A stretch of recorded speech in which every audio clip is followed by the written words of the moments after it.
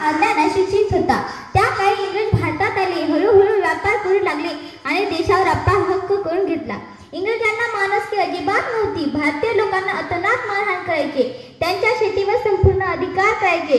शेतकरी आपली शेती करायचे आणि संपूर्ण पीक त्यांना द्यावे लागत। अनेक प्रकारचा कच्चा माल, खनिजे व संपत्ती विदेशात पाठवायचे व पक्का माल तयार करून ते आम्हाला विकायचे। या अन्यायाचा सूड घेण्याकरिता आपल्या भारत देशात अनेक थोर महापुरुषांनी त्या काळी जन्म घेतले, जसे भगतसिंग, सुखदेव, राजगुरू, सुभाषचंद्र बोस, महात्मा गांधी, वीर सावरकर अशा अनेक थोर महापुरुषांनी भारतीयांसाठी त्या काळी मृत्यू पावले। आपला भारत देश इंग्रजांच्या गुलामगिरीतून मुक्त व्हावा म्हणून हातात काठ्या व मशाल घेऊन मोर्चे काढत। त्या मोर्चात इंग्रजांना मदत करणारे फितूक लोक बंदुकीने भारतीयांना ठार मारत असत। असे लाखो भारतीय या देशाच्या स्वातंत्र्याकरिता शहीद झाले आहेत। ना पूछो जमाने से कि क्या हमारी कहानी है, ना पूछो जमाने से कि क्या हमारी कहानी है।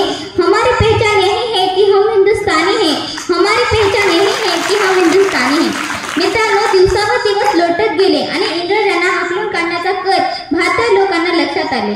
शेवटी इंग्रजांना पण लक्षात आले की आता भारतीय लोक जागृत झाले आहेत, त्यांना स्वतंत्र करणे गरजेचे आहे।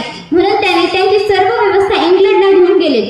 पंडित जवाहरलाल नेहरू, सरदार वल्लभभाई पटेल, डॉक्टर बाबासाहेब आंबेडकर यांच्या स्वाधीन करून आपल्या भारत देशाला 15 ऑगस्ट 1947 ला स्वातंत्र्य म्हणून घोषित केले। तो दिवस भारतीयांना फार आनंदाचा होता, कारण दुःखाचे दिवस सुखात आले होते। मित्रांनो, आपला भारत देश खूप शक्तिशाली राष्ट्र बनला आहे। कोणत्याही देशाने जर डोळा वाकडा करून पाहिला तर त्याचा डोळा काढायला एकही मिनिट लागणार नाही, हे निश्चितच। तर मी त्या तिरंगी झेंड्याला व त्या महान हुतात्म्यांना खरी श्रद्धांजली वाहते आणि माझी भाषण संपले असे जाहीर करते।